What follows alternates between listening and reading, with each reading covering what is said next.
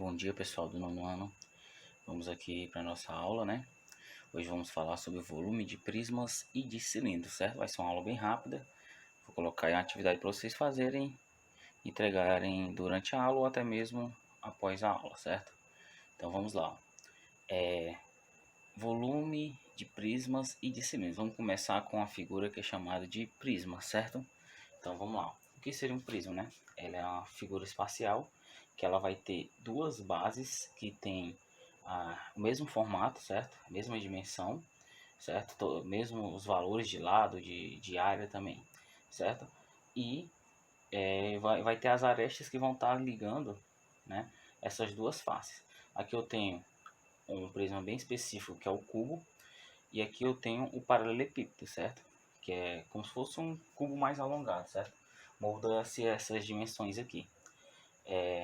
E temos aqui um prisma, certo? Hexagonal, certo? São 6 lados aqui, ó. A base superior e a base inferior, certo? As duas bases são iguais. Sempre vão ser iguais, não vão existir bases diferentes, beleza? Essa é a definição de prisma. E a gente vai trabalhar o volume, certo? O volume de um cubo, eu vou multiplicar as três dimensões, né? Todas têm a mesma medida. A vezes A vezes A, certo?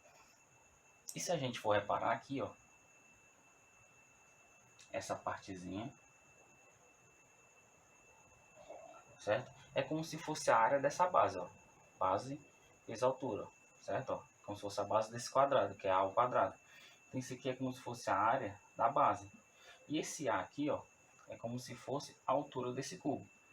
A altura. Então o volume é a área da base vezes a altura. A gente vai perceber que vai ser a mesma coisa aqui, ó, no paralelepípedo. O volume é o que, ó? É A vezes B vezes C. Vezes B vezes C. E A vezes B também é a área da base e o C é como se fosse aqui a altura desse paralelepípedo. Então existe um padrão, certo? Aqui é para a gente definir que existe um padrão de volume para prismas, certo? Então qual é a ideia? Para todo prisma, o volume, certo, vai ser a área da base vezes a altura desse prisma. Então essa é a fórmula para se achar o volume de qualquer prisma, seja um cubo, um paralelepípedo, esse aqui um prisma hexagonal, certo? Esse prisma pode ser um prisma dessa forma aqui, que é um prisma retinho, né? Pode ser também para vamos supor, um prisma tivesse mais tortinho assim, ó, certo? Só supondo aqui, certo? Pode estar mais torto também, certo? Essa área serve para todos esses tipos de prisma. Só que a gente vai ver exemplos mais simples, né? Com prismas retos, né? Com figuras na base, que são figuras conhecidas, mas a gente aprendeu nas nossas últimas aulas a achar, né, a área de qualquer polígono regular, certo?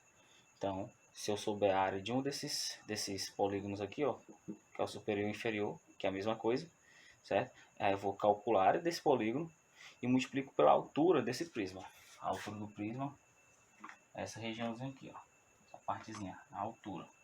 E aqui é a minha base, beleza? E a ideia para se achar o volume de um cilindro é uma ideia bem parecida, certo? Não vai mudar nada. A única coisa que vai mudar é por conta do formato da base. Que aqui, ó, no prisma, sempre é algum polígono, né? Seja regular ou não, certo? Aqui não. A gente já vai ter o que?